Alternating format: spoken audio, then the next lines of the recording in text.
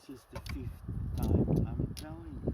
Can you please stop it? You're not gonna get any fish with your mouth on fire.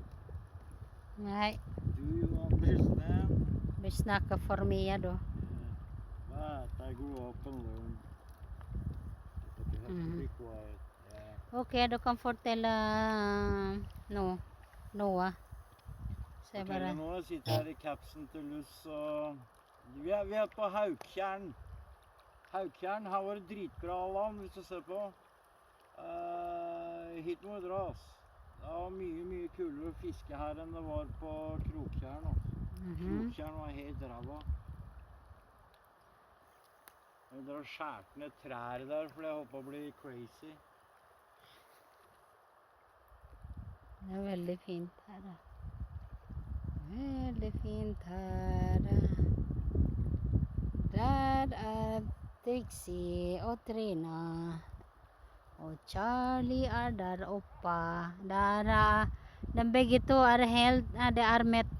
Det er mette nå. Ja, de stjerte av pølsene våre, jævla tjurabikkjene. Ja, vi bare spiser bare en pølse, resten de spiser alt sammen.